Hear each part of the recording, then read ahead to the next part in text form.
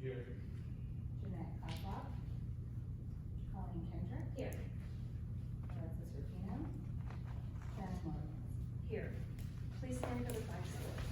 I pledge allegiance to the flag of the United States of America, and to the republic for which it stands, one nation, under God, indivisible, with liberty and justice for all.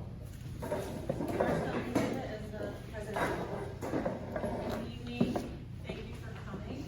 As is required and as we do each year in April, this evening is our public presentation of our 2026-2027 annual school budget.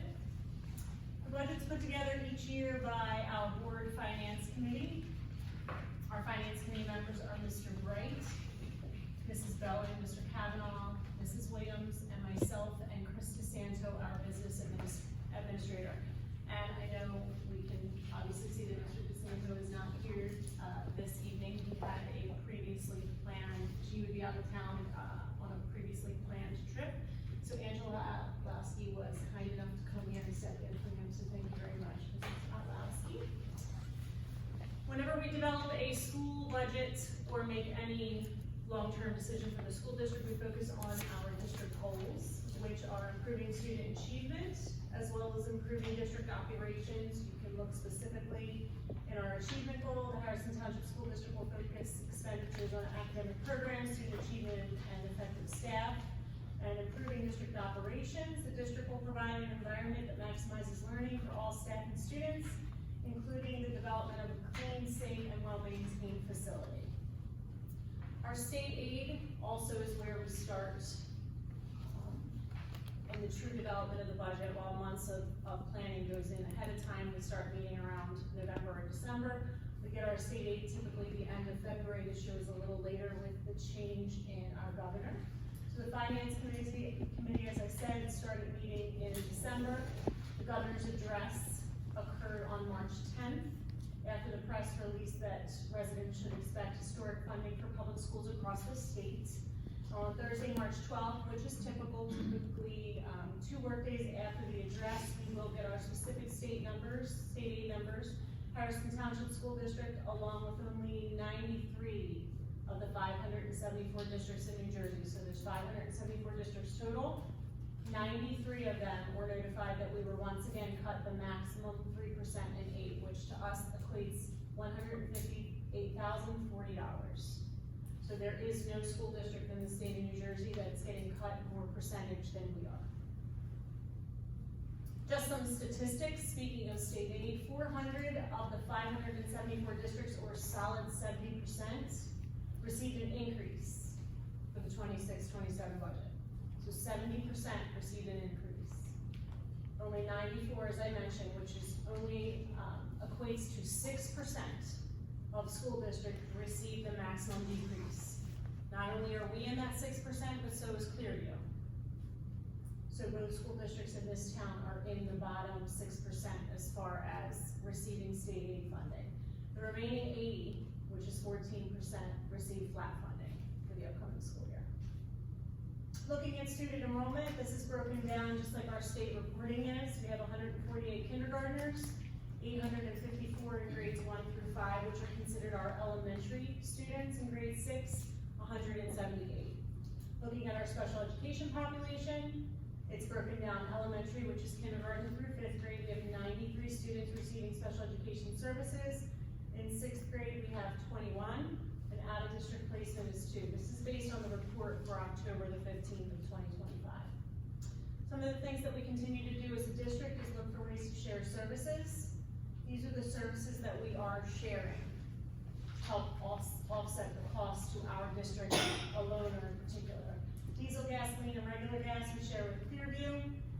Kingsway handles our transportation maintenance.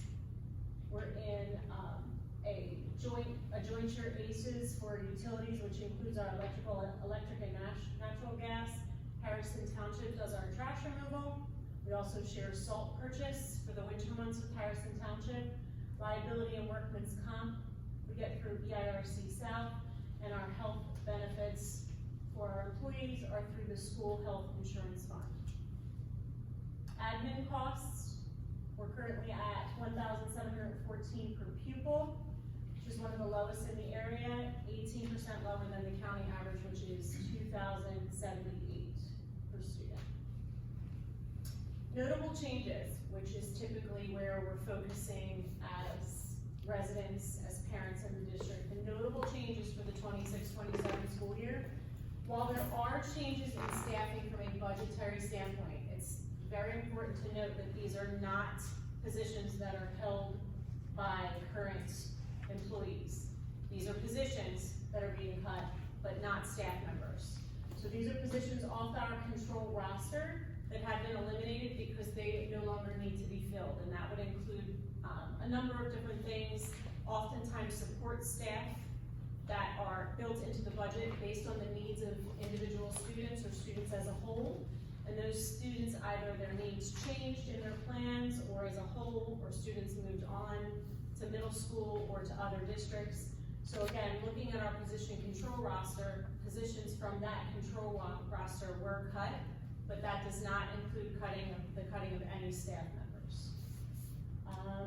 Technology, few board members will recall last year we were able to raise our tax levy, and part of that tax levy was the increase in a technology budget that would allow us to build that technology purchase into our base, which is not something that we were able to do previously.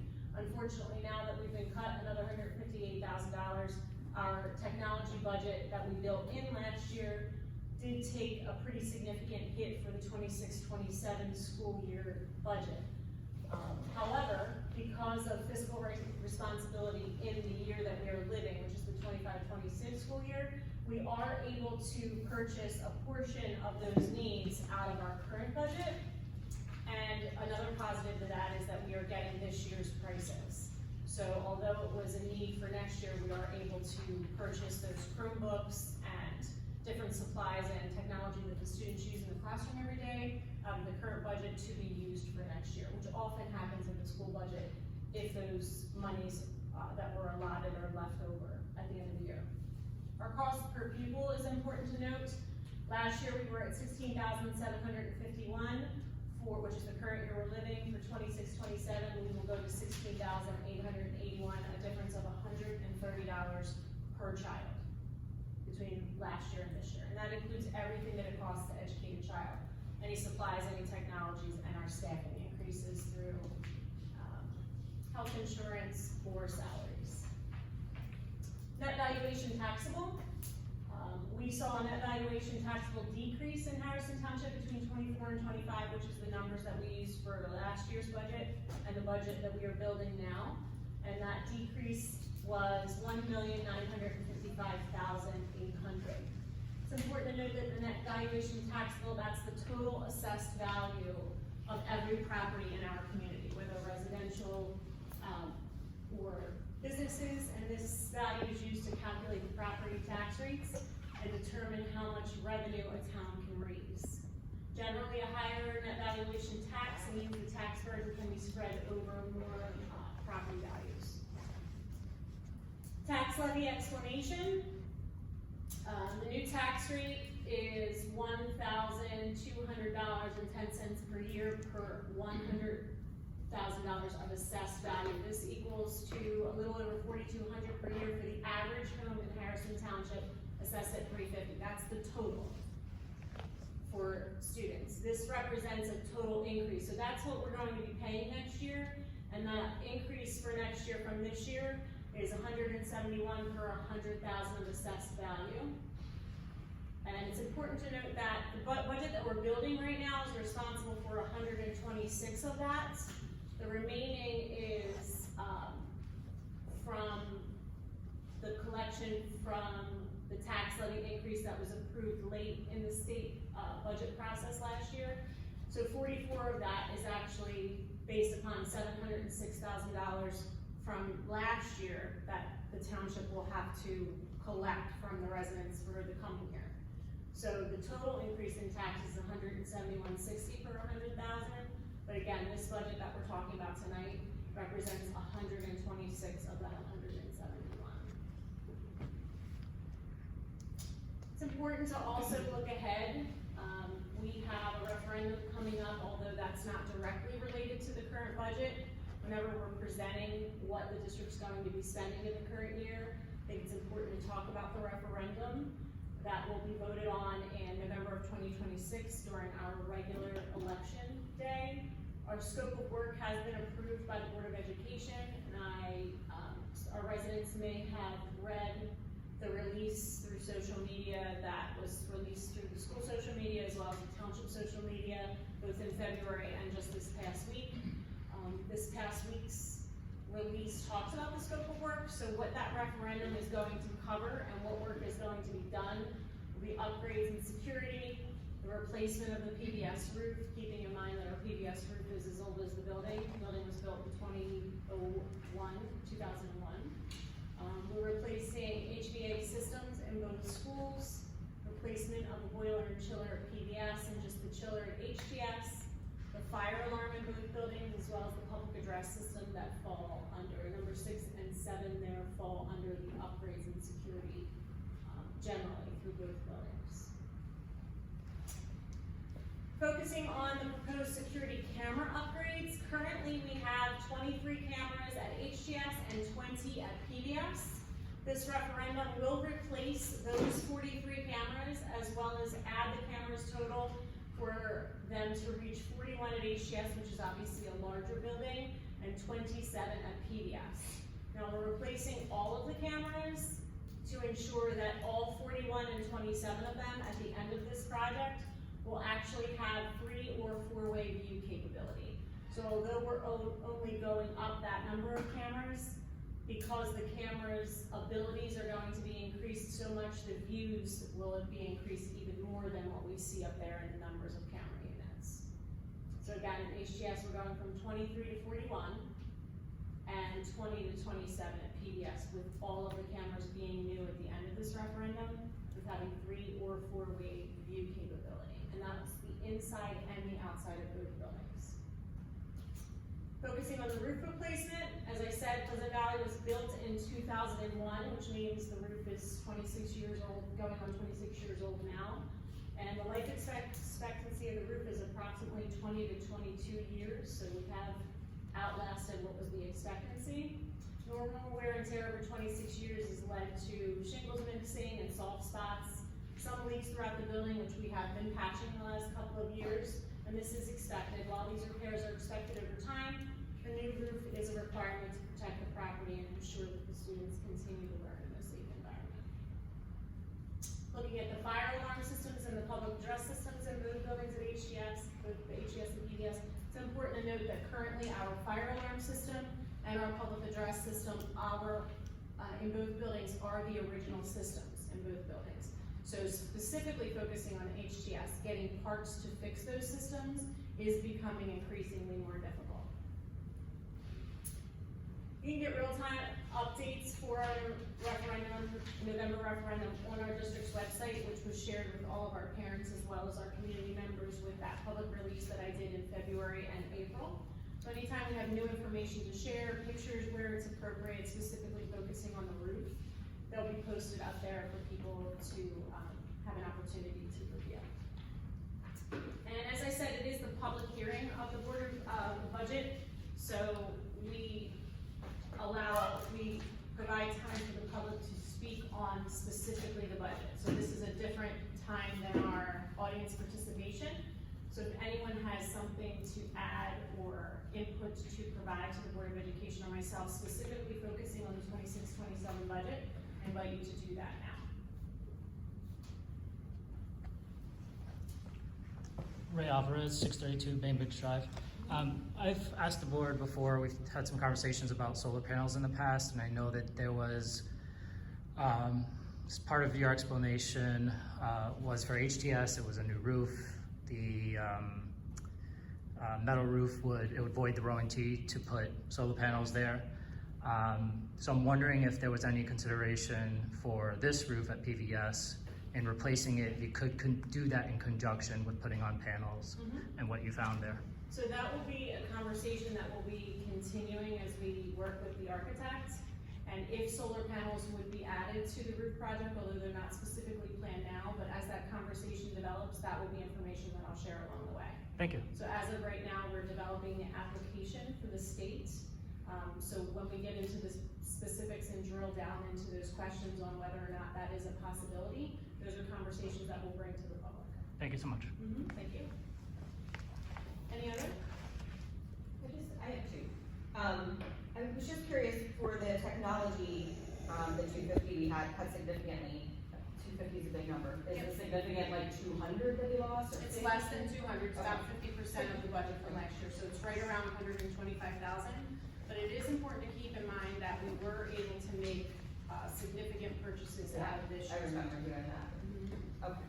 And then my other question was, this may be probably more as the referendum develops. With us talking about sort of a 14% increase between the cutting and everything that we're gonna be asking taxpayers to pay, if the referendum does not pass, is the backup plan on us as a board? Is that company that you're working with the referendum on also giving us a backup plan? The backup plan would be, we'd make a decision on whether or not we can build projects into our regular budget moving forward, or we would attempt to go for another referendum. Okay. Yeah, So because those somebody are had the said to two me, like, options. can we replace the roof, but hold on other stuff? I'm like, I don't know if we can, because So- the referendum is the whole thing. The referendum is the whole thing. Okay. So when we're looking at replacing the roof or replacing the boilers, which are two pressing issues as is security upgrades, we would look at our reserve to see where we are with our maintenance reserve, to see if we can, fund a portion of the roof and break up the referendum question moving forward. But if the referendum does not pass, we would work with the architect, unfortunately, like other school districts who are in that position, work with the architect to see what it makes most sense to break it up. We do one project at a time or go for the whole referendum again the following year. Thanks. Any other questions? Yeah, I mean, I hate taxes, like I'm a true American, so I mean, I guess this is to the whole, finance committee, but we look at every option that, like, this is, we don't have another option, we have to raise taxes at this point. Yes. Yeah. We have no other. So when we're being cut, such a significant amount, the maximum amount, we are being kind of forced to bring up our local fair share for the state, which is why we're in the group of 94 out of the 574 districts. The state's calculation says we are not up to our local fair share of paying taxes, so they're basically gonna force us to move closer to self-funding, through pulling back our state aid. But when we're looking at the increase that we're facing in electric and gas and healthcare benefits and our increase in salaries for all of our staff members, I mean, those are increases that we, as an employer and as a public entity, we have to absorb. So in order to do that, when we're being cut state aid, our only option is to raise taxes. When was the last time you were increased or not cut?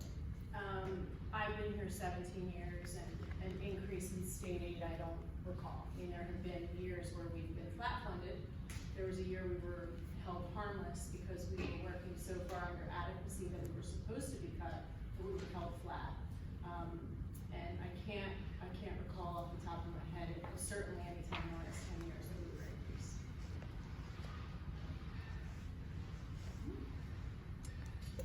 Teresa Malarkey, 130 Salvatore Drive. How much money do you have in your reserve, your maintenance reserve? The maintenance reserve numbers I don't have in front of me, but it's under $500,000. And that obviously would cover any issue that we would run into. School districts are required to hold a maintenance reserve. And it's reported as part of the budget public hearing. Thank you. Any other questions? Okay, we'll close the public hearing. Moving on to our next item under the President's Welcome. We are required under the Anti-Bullying Bill of Rights to report each year on our overall self-assessment for monitoring any instances of harassment, intimidation, and bullying in our schools. So we reported this information in August, and then the Board of Education acted to send that information to the state of New Jersey.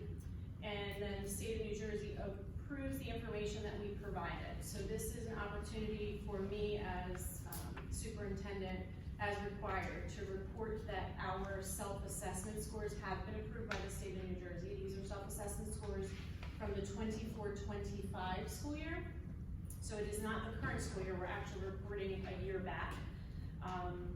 And the self-assessment looks at a number of different categories, and they include programs on harassment, intimidation, bullying, the approaches and other initiatives we take to obviously minimize those cases, training on this board-approved policy, staff instruction, student training, curriculum instruction, personnel, which are the staff that we have that during their day, part of their job description is to investigate acts of harassment, intimidation, and bullying, and our school level reporting procedures, our investigation procedures, and our overall final reporting. And in each of these categories, the maximum school grade that you can report on the self-assessment is a 78. And in our Harrison Township Elementary School, we reported a 71 out of 78. And in PBS, we reported a 72 out of 78. And to break that down, the areas that we reported our max score, meaning we reported ourselves being the highest that you could get, would be our programs that we have available to students and staff, our curriculum, our incident reporting procedures, and in Pleasant Valley School, our investigation procedures. Those are the areas that we scored the highest in the self-assessment. And in the areas that we scored less than perfect, training on our board-approved policy, we reported an 8 out of 9 in both buildings. In staff instruction and training programs, we reported a 13 out of 15 in both buildings. Curriculum instruction, we reported the max. Personnel, we reported a 8 out of 9 in both buildings. And investigation procedures, as I said, we reported a 12 out of 12 at PBS and 11 out of 12 at HTS. And our reporting as a district, reporting publicly, we scored a 4 and a 5 in HTS and PBS respectively. So once we complete that, again, this is looking back a year in the 24-25 school year, we take a look at that self-assessment and attempt to make improvements each year on cases that are brought to us, reported to us from a number of different means, whether it be through discussions with parents or community members or staff members reporting. We take HIV and bullying reports obviously very seriously and take them from a number of different sources and investigate them, and when necessary, report them to the Board of Education. And tonight, actually, there is an HIV report for the board to acknowledge that has been completed. So again, the reporting that we do to the state allows us to reflect. It gives us an opportunity as a team in each of the buildings to sit down and really delve into what our goals are for minimizing instances of HIV, and I can certainly say that our staff members do take that feedback very seriously, and again, as in any case, attempt to make improvements moving forward. And that's it, that's all I have. We can move on to participation. All right, so next is audience participation 1. So please wait to be recognized, state your full name and address, identify the agenda item you wish to comment on, limit your comments to specific items on the agenda, and you have 3 minutes for your comments.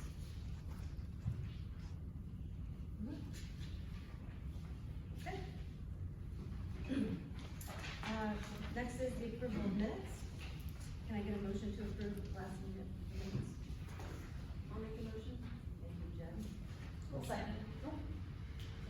Come. Okay.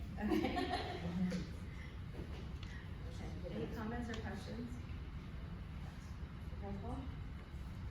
Aaron, Yes. Tim Bass, Yes. Jennifer Bowen, Yes. Walter Bird, Yes.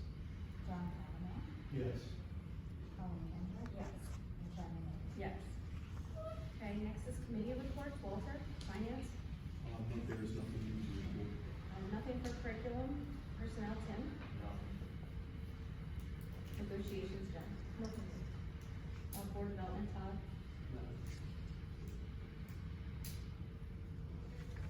Public relations,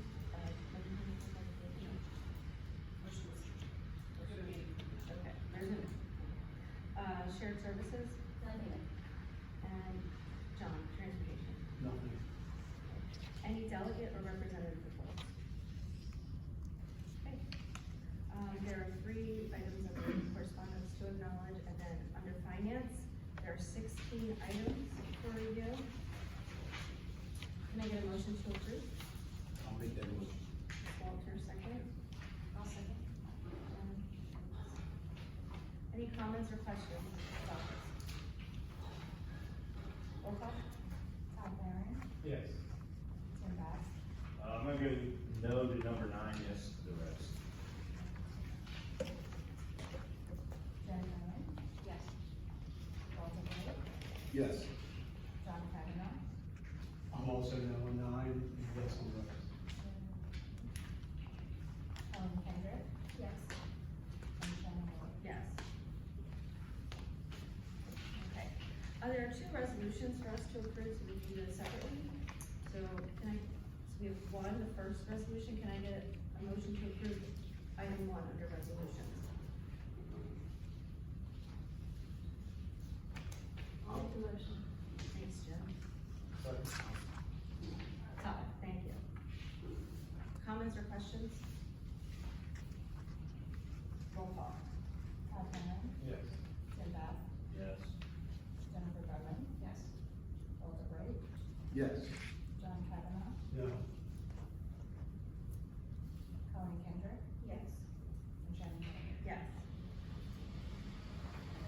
Okay, the next, under resolutions, we need item 2 approved, can I get a motion to approve that? Make a motion? Thanks, Todd. I'll second. Thanks, Walter. Any comments or questions about resolution number 2? Roll call? Todd Barron, Yes. Tim Bass, Yes. Jennifer Berman, Yes. Walter Bright, Yes. John Kavanaugh, Yes. Colleen Kendrick, Yes. Shannon Moore. Yes. Okay. Now on to superintendent's report, under personnel,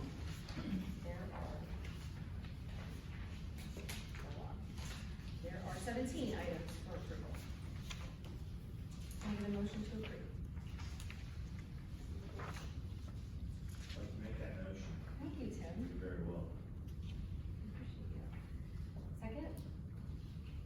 I'll second. Thanks, Todd. Comments or questions?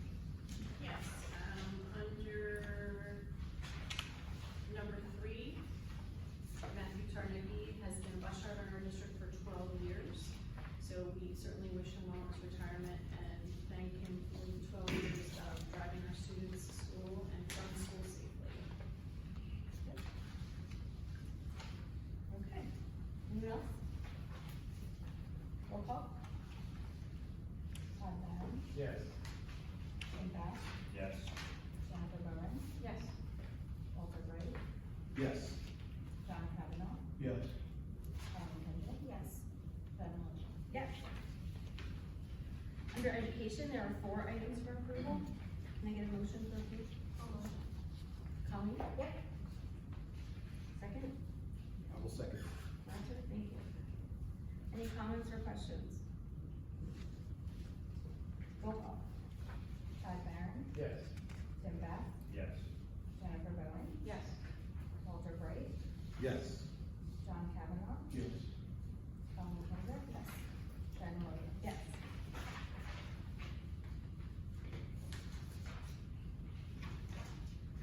Under administration, there are 10 items for approval. Can I get a motion for approval?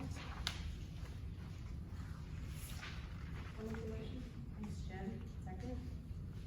I'll second. Thanks, Todd. Comments or questions? Yes, so the calendar that you are voting on, as I mentioned,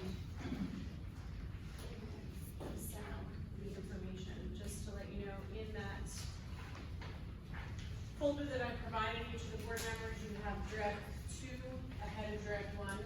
So draft 2 is the draft that's in front of you this evening, and that includes a student start after Labor Day and a shorter 3 to a 5-day spring break. And other than that, it remains the same as last month's calendar, except that the May 28th teacher in service, we moved to April 16th, because with that shorter spring break, you're looking at an entire month of April with no days off, so we moved that teacher in service to the 16th, which is also the county-wide teacher in service, so we may have staff members that can benefit from some of the county offerings. So after speaking with our high school superintendent, while their board meeting is not till 30th, he is moving to recommend this calendar with the shorter spring break. So that's what you're voting on this evening. I just wanted to thank you for the data that you sent. I think when we were in the last meeting, there were a lot of concerns about attendance and like, are we really suffering from attendance before after spring break? And I was so like relieved to see that the data just doesn't support that. I think I was expecting kind of what we ended up seeing, which was people taking those shoulder days around MLK and President's Day when they can get warm, but it's also time when people are really sick, so I'm sure that impacts attendance too, January, February. But I think that was because I think a lot of people were concerned by the fact that that full week was going to be helping to support attendance, and we have strong attendance. I think that's good. Anyone else? When's the teacher feedback on draft one? I sent it to everyone, so I shared the feedback that I got from everybody. So when I sent it to all of the community members, I sent it to the staff as well. So any feedback that I got was what I shared with the board, which was very little. Anyone else? Okay. Roll call. Todd Barron, Yes. Tim Bass, Yes. Jennifer Bowen. Yes. Walter Gray, Yes. John Kavanaugh, Yes. Colleen Kendrick. Yes. Jen Williams. Yes. Excuse me. Under policy, there was one item for approval. Can I get a motion? I'll make that motion. Walter, second. I'll second. Thanks, Todd. Any comments or questions? I know that was in your supporting documentation. This is a change in the law for the number of days on 20 to 17. And we just have to update our policy based on the law, so we're following that. It's not our change, it's coming from the state. Okay, thank you. Roll call. Todd Barron, Yes. Tim Bass, Yes. Jennifer Bowen. Yes. Walter Gray, Yes. John Kavanaugh, Yes. Colleen Kendrick. Yes. Jen Williams. Yes. There's one item under transportation. Can I get a motion for approval? Thanks, Colleen. Second? I'll second. Thanks, Jen. Any comments or questions? Roll call. Todd Barron, Yes. Tim Bass, Yes. Jennifer Bowen. Yes. Walter Gray, Yes. John Kavanaugh, Yes. Colleen Kendrick. Yes. Jen Williams. Yes. Under buildings and grounds, there is one item for approval. Can I get a motion to approve? I'll make a motion. Second? I'll second. Thanks, Jen. Any comments or questions? Roll call. Todd Barron, Yes. Tim Bass, Yes. Jennifer Bowen. Yes. Walter Gray.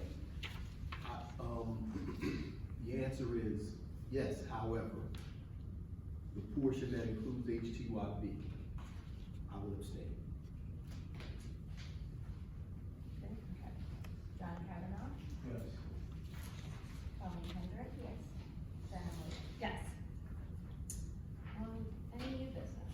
Yes, the Board of Education members, you'll see in that folder that I provided this 250th celebration of America.